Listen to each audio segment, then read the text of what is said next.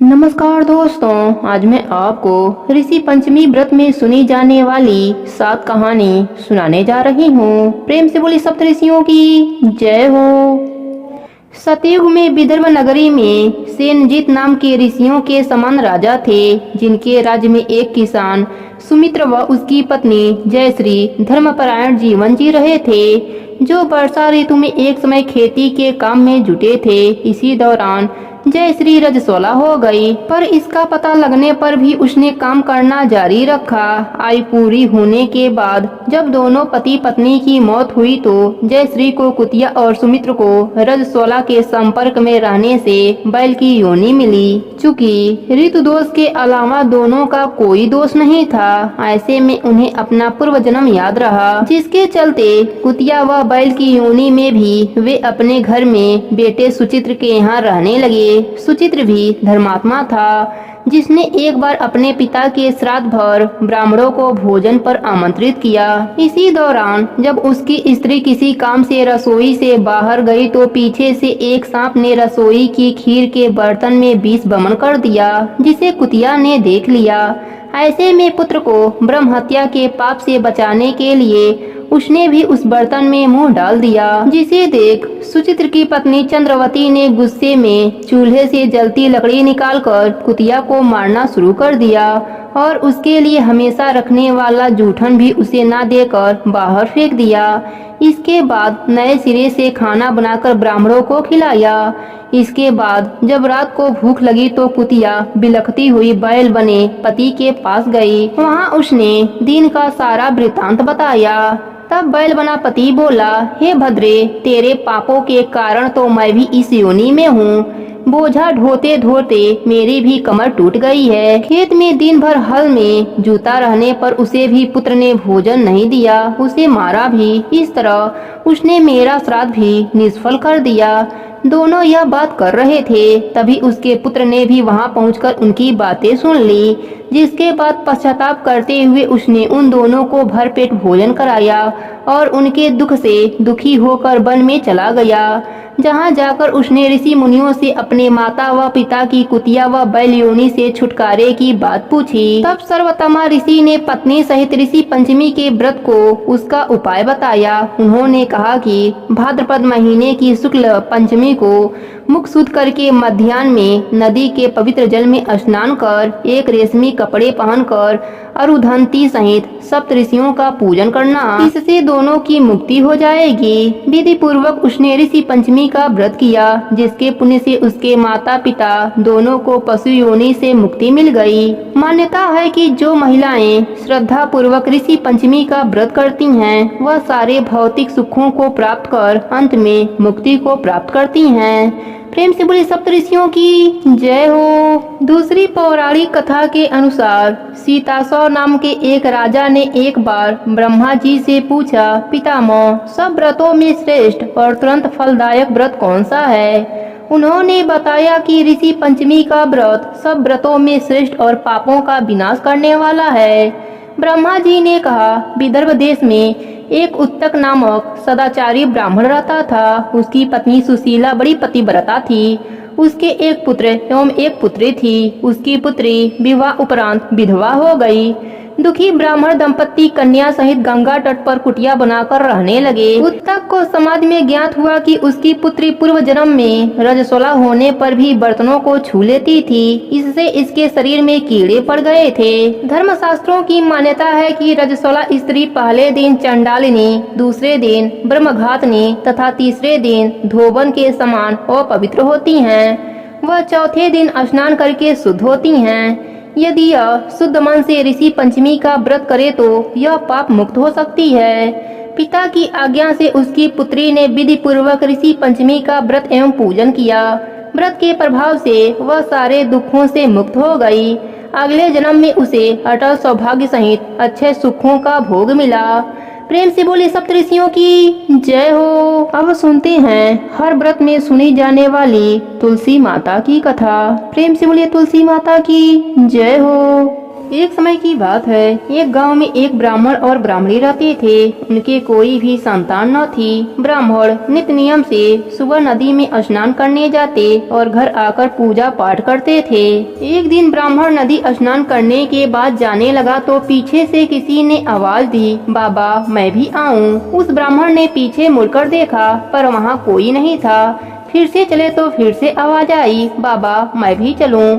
ब्राह्मण ने सोचा कोई दिखाई तो देता नहीं, कौन बुला रहा है। फिर ब्राह्मण ने कहा, भूत प्रेत हो तो मत आना, कोई देव हो तो आना। इतने में एक छोटी सी कन्या आई और बोली, बाबा मैं आपके घर आऊंगी। ब्राह्मण ने उंगली पकड़ाई और उसे घर लेकर आ गए।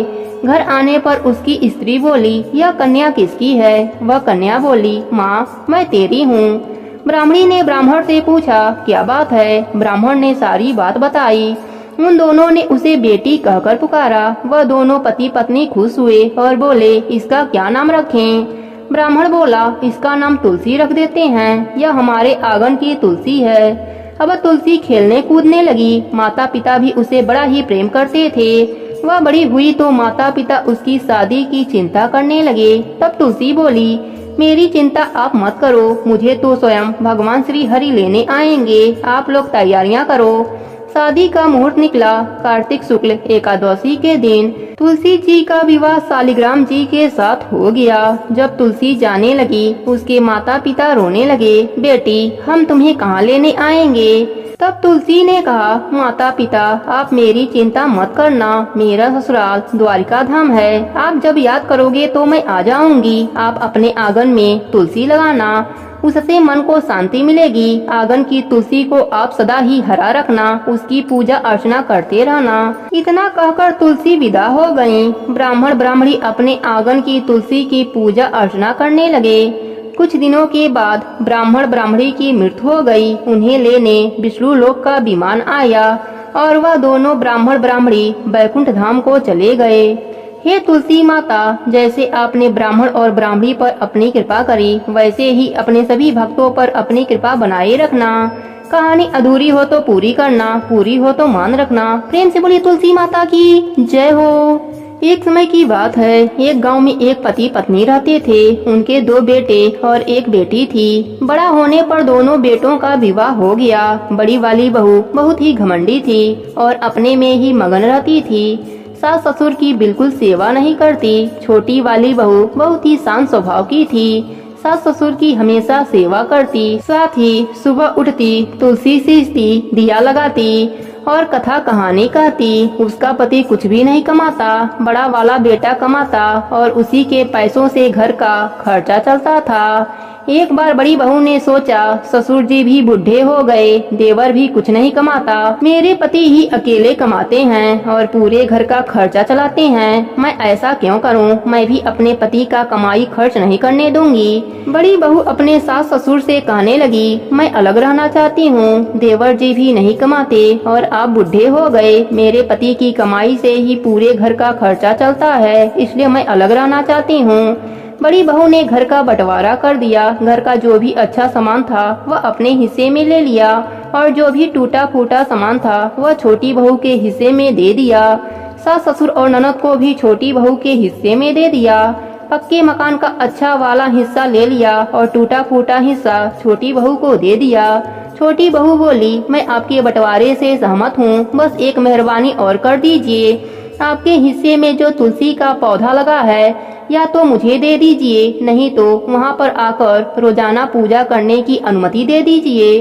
बड़ी बहू झिलमिलाती हुई गई और तुलसी का पौधा उखाड़ कर ले आई और छोटी बहू के हाथों में देती हुई बोली, यह ले, तुलसी का पौधा भी ले ले। वैसे भी मुझे फुर्सत कहाँ है पूजा पाठ करने की। ऐसा करने पर माता लक्ष्मी छोटी बहू के पीछे पीछे उसके साथ चली गईं। बड़ी बहू के घर से माता लक्ष्मी चली गईं और छोटी बहू के घर पर माता लक्ष्मी का वास हो गया, क्योंकि माता लक्ष्मी तो तुलसी के पौधे में विद्यमान रहती हैं। अतः तुलसी का पौधा छोटी बहू के पास आ गया। धीरे धीरे बड़ी बहू के घर में परेशानियां होने लगी। उसके पति की नौकरी भी चली गई, लेकिन छोटी बहू के पति को अचानक ही एक नौकरी मिल गई। वह बहुत ही मन से राजा का यहाँ काम करने लगा। उससे प्रसन्न होकर राजा ने उसे रहने के लिए मकान और खेती करने के लिए 100 बीघा जमीन दे दिया। रात दूना दिन चौगुना तरक्की करने लगा और जेठानी के यहाँ कंगाली छाने लगी। उसके पति की नौकरी भी चली गई और वह बीमार रहने लगा। हाल यह हुआ कि बड़ी बहू को दूसरे के यहाँ काम करके अपना गुजारा करना पड़ता था और छोटी बहू ठाठ से रहने लगी। अपने सास ससुर की सेवा करती, सुबह सब माता तुलसी की पूजा करती, कथा कहानी कहती। तुलसी माता की कृपा से छोटी बहू के घर में अन्न धन का भंडार भर गया। हे तुलसी माता, अपने सभी भक्तों पर अपनी कृपा बनाए रखना। प्रेम से बोले तुलसी माता की जय हो। अब सुनते हैं हर व्रत को पूर्ण करने वाले गणेश भगवान की कथा। प्रेम से बोले गणेश भगवान की जय हो। एक समय की बात है, एक गांव में एक किसान का परिवार रहता था। उस किसान के 5 बेटे थे। सबसे बड़े बेटे का नाम भोला था। नाम के अनुसार ही उसका मन भी भोला था। वह कोई भी काम धंधा नहीं करता था, ना ही अपने पिताजी के साथ खेत में काम करने जाता था और ना ही एक पैसा बाहर से कमा कर लाता था। इस बात से उसके माँ बाप और भाई हमेशा उसको डांट लगाते रहते थे। एक दिन भोला की माँ भी परेशान होकर भोला से कहने लगी, आज तुझे खाना नहीं मिलेगा। जब तक तुम कुछ कमा कर नहीं लाते तब तक कुछ भी खाने को नहीं मिलेगा। भोला बेचारा माँ से कहने लगा, माँ मैं कौन सा काम करूँ, यह कमाना क्या होता है। पर माँ ने उसकी एक ना सुनी और घर से बाहर निकालकर दरवाजा लगा दिया। बेचारा भोला सोचता रहा, यह कमाना क्या होता है। यही सोचते सोचते वह जंगल के पास बने गणेश मंदिर में पहुंच गया। वहां जाकर वह लोगों को खोजने लगा, पर उसे कोई भी दिखाई नहीं दिया। फिर गणेश जी के प्रतिमा के आगे बैठकर बोलने लगा, गणेश जी मुझे कमाना है, गणेश जी मुझे कमाना है, मैं कैसे कमाऊं। ऐसे ही करते करते कई घंटे हो गए। गणेश जी उसके इस प्रेम से बहुत खुश हुए और प्रकट होकर बोले, भोला क्या बात है, तुम परेशान क्यों हो। भोला ने कहा, आप कौन हैं। गणेश जी ने कहा, मैं गणेशा हूँ। तब भोला ने कहा, गणेशा मुझे कमाना है, पर मैं कैसे कमाऊँ। तब गणेश जी ने कहा, भोला तुम कोई काम करो। तब भोला ने कहा, मैं क्या काम करूँ, आप बताइए, मैं कौन सा काम करूं और कैसे काम को करते हैं। तब गणेश जी ने कहा, देखो इस मंदिर में कितने पत्ते बिखरे हैं, तुम इन्हें इकट्ठा करके अपने घर रखाओ। फिर भोला ने पेड़ की एक बड़ी सी डाली तोड़ी और मंदिर की एक तरफ से बहारना चालू कर दिया। भोला अपने फटे पुराने गमछा में उन पत्तों को बांधा और अपने घर के तरफ दौड़ा और घर जाकर झोपड़ी के एक कोने में पत्तों को रख फिर मंदिर के तरफ दौड़कर आया। उसे तो बस इस बात की खुशी थी कि उसे काम करना आ गया था। उसे लगता था इसी को कमाना कहते हैं। फिर से भोला मंदिर के पत्तों को अपने फटे पुराने गमछा में बांधा, फिर अपने घर पर रख मंदिर की तरफ आया। उसकी माँ उसको आते जाते देखा। वह सोचने लगी, यह भोला आज इतना क्यों दौड़ रहा है, यह अपने गमछा में क्या बांध कर ला रहा है। फिर उसकी माँ घर के कोने में देखने गई। वहाँ देखती है कि हीरे मोतियों का ढेर लगा है। वह तो हैरान रह गई, अरे भोला आज यह क्या कर दिया। भोला की माँ को लगा भोला कहीं से चोरी करके ला रहा है। तब तक भोला अपने सर पर एक मोटरी फिर पत्तों को लाकर पटका। उसकी माँ भोला को पकड़कर बोली, भोला तुमने कब से चोरी करना सीख लिया। भोला ने कहा, माँ चोरी क्या होती है। तब उसकी माँ ने कहा, यह धन तुम कहाँ से ला रहे हो। भोला ने कहा, माँ यह धन नहीं है, यह तो मंदिर के पत्ते हैं। जंगल के पास जो मंदिर है वहीं पर एक आदमी मिले थे, उनका नाम गणेशा था। उन्होंने मुझे काम करना और कमाना सिखाया है, मैं तो बस उन्हीं के कहे अनुसार काम कर रहा हूँ। भोला की माँ यह सुनकर समझ गई कि जरूर गणेश जी महाराज होंगे। भोला से बोली, भोला मुझे भी ले चल। फिर दोनों दौड़कर मंदिर के तरफ भागे। मंदिर में कोई नहीं था। भोला ने कहा, अभी तो गणेशा यहीं पर थे, पता नहीं कहाँ चले गए। भोला की माँ गणेश प्रतिमा के आगे झुककर बोली, प्रभु आपने मेरे बेटे पर कृपा करी है, आप धन्य हैं, आप कृपा निधान हैं, आप संकट नाशन हैं। भोला पर गणेश जी की ऐसी कृपा हुई कि भोला का दिमाग भी तेज हो गया। अब भोला उन धन से बड़े बड़े व्यापार चालू किया और गणेश भगवान की कृपा से सेठ कहलाने लगा। पर वह उस मंदिर में जाना नहीं छोड़ा। रोज सुबह ही वह उस मंदिर में जाता, मंदिर की साफ सफाई करता और पूजा अर्चना करता। गणेश जी की कृपा से भोला का कार्य दिन दूना तरक्की करने लगा। हे गणेश जी महाराज, जो भी आज व्रत में आपकी यह कहानी सुने, उसके व्रत को पूर्ण करना, उसके घर में अन्न धन का भंडार भरना। कहानी अधूरी हो तो पूरी करना, पूरी हो तो मान रखना। प्रेम से बोले गणेश भगवान की जय हो। प्रेम से बोले नवग्रहों की जय हो। एक समय की बात है, एक गांव में चंपा नाम की औरत रहती थी। वह बहुत ही गरीब थी। एक दिन बेटा बोला, माँ मैं बहन से मिल आऊं। उसकी माँ बोली, चला जा बेटा। उसकी माँ ने भूसी का लड्डू बनाकर रख दिया। रास्ते में नाग देवता मिले। नाग देव बोले, मैं तुमको डसूंगा। बेटा बोला, मुझे अपने बहन से मिलकर आ जाने दो, फिर डस लेना। नाग देवता उसके झोले में बैठ गए। वह लड़का बहन के घर गया। बहन नवग्रह की कहानी सुन रही थी। 4 पहर चंदा चले, 4 पहर सूरज चले, 9 पहर नवग्रह चले। सासरे के मायके के, बेटा के बहू के, धिया के जमाई के, पास पड़ोसी के, संग सहेली के, सबके नवग्रह चूल्हे में झुक जाएं। नागदेव बोले, यह तो बहुत बड़ी कहानी सुन रही है। नागदेव थैला में ही सोने के हार में बदल गए। बच्चे बोले, माँ मामा क्या लेकर आए हैं? बहन ने थैला खोला तो देखा उसमें सोने का हार है और मोतीचूर के लड्डू हैं। बहन बोली, भाई हार तो बहुत सुंदर खरीदा है। वह लड़का बोला, मैं तो हार लड्डू कुछ भी नहीं लाया, मैं तो अपने लिए कार लेकर आया हूँ। बहन ने हार निकालकर पहनकर अपने भाई को दिखाया। भाई बोला, बहन यह तुम्हारे भाग्य से हार बन गया, नहीं तो मैं तो कार लाया था। भाई बोला, बहन तुम क्या कर रही थी? बहन बोली, मैं तो नवग्रह की कहानी सुन रही थी। भाई भाभी के क्या हालचाल हैं? भाई बोला, लड़ती भिड़ती रहती है। बहन बोली, माँ भाभी से कह देना लड़ा भीड़ा न करें, आप सबके नवग्रह की दशा खराब चल रही है। सो जल के लोटा भर कर बैठकर दोनों सास बहू नवग्रह की कहानी सुना करें और कहा करें, 4 पहर चंदा चलें, 4 पहर सूरज चलें, 9 पहर नवग्रह चलें। सासरे के मायके के, बेटा के बहू के, धिया के जमाई के, पास के पड़ोसी के, संग सहेली के नवग्रह शांत हो जाएं। बेटा घर आकर सारी बात अपने माँ से कहा। जैसा उसकी बेटी कही थी वैसे ही सास बहू दोनों मिलकर कहानी कहने और सुनने लगे। उनके नवग्रह की दशा ठीक हो गई। उनके घर में खूब धन दौलत हो गया। उनके नवग्रह देवता शांत हो गए।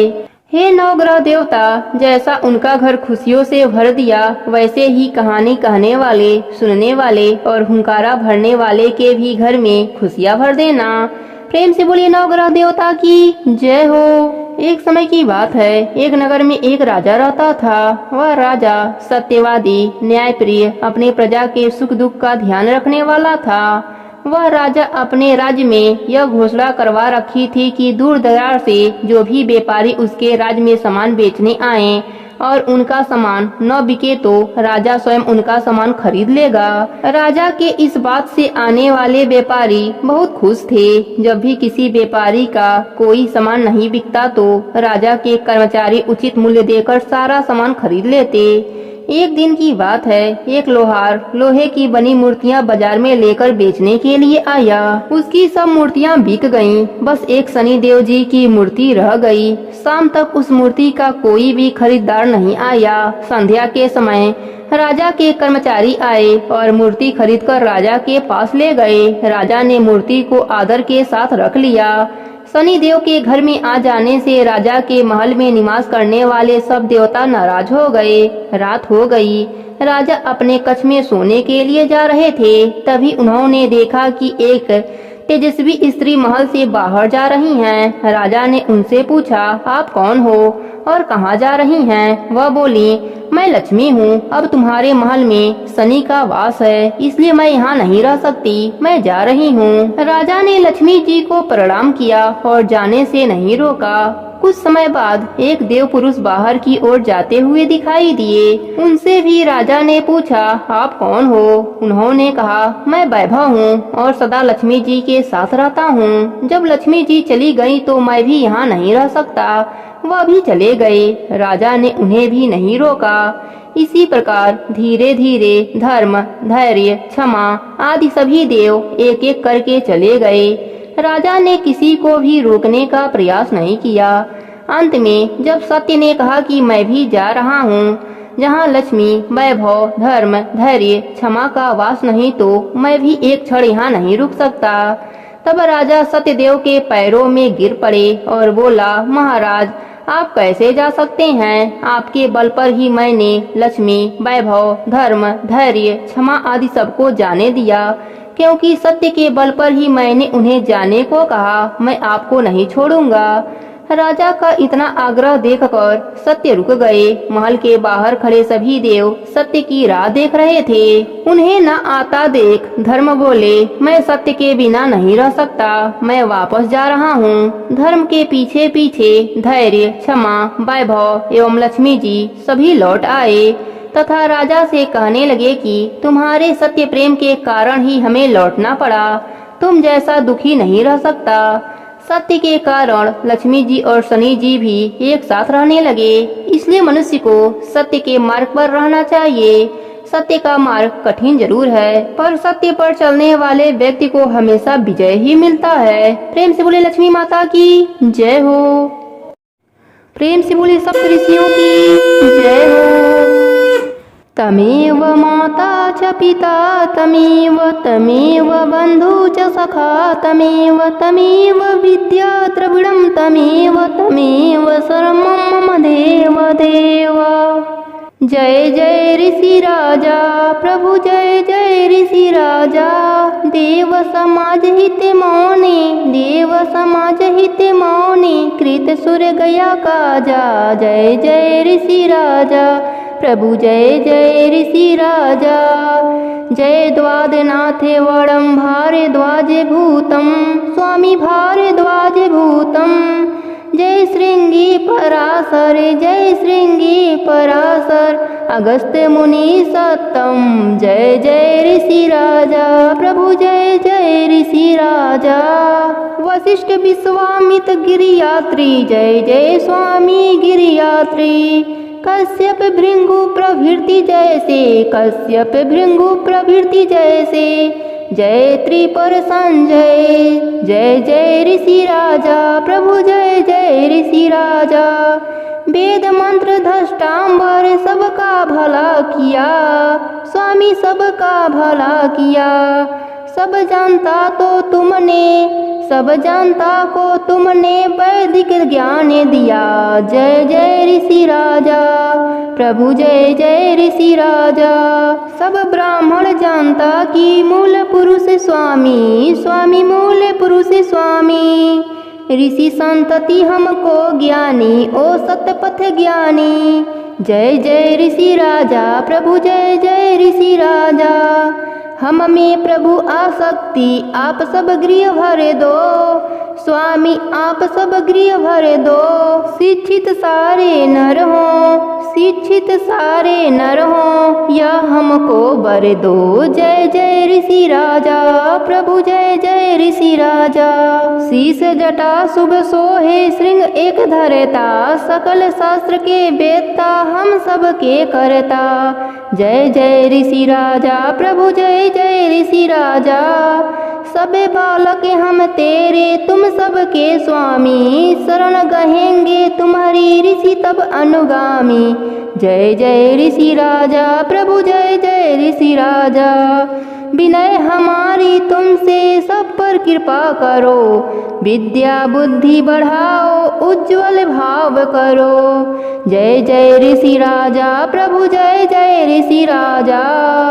हम संताने तुम्हारी श्रद्धा चितला में, मंडल आरती ऋषि की प्रेम सहित गावे। जय जय ऋषि राजा प्रभु, जय जय ऋषि राजा। देव समाज हित मौनी, देव समाज हित मौनी, कृत सुर गया काजा। जय जय ऋषि राजा प्रभु, जय जय ऋषि राजा। धरणी धर कृत ऋषि जन की आरती, जो गावे स्वामी, आरती जो गावे स्वामी। वह नर मुनि जन सब सुख संपत्ति पावे स्वामी। जय जय ऋषि राजा प्रभु जय जय ऋषि राजा। देव समाज हिते मौनी देव समाज हिते मौनी कृत सुर गया काजा। जय जय ऋषि राजा प्रभु जय जय ऋषि राजा प्रभु जय जय ऋषि राजा। प्रेम से बोलिए वशिष्ठ जी की जय हो, कश्यप ऋषि की जय हो, अत्रि ऋषि की जय हो, जत अग्नि ऋषि की जय हो, गौतम ऋषि की जय हो, विश्वामित्र ऋषि की जय हो, भारद्वाज ऋषि की जय हो।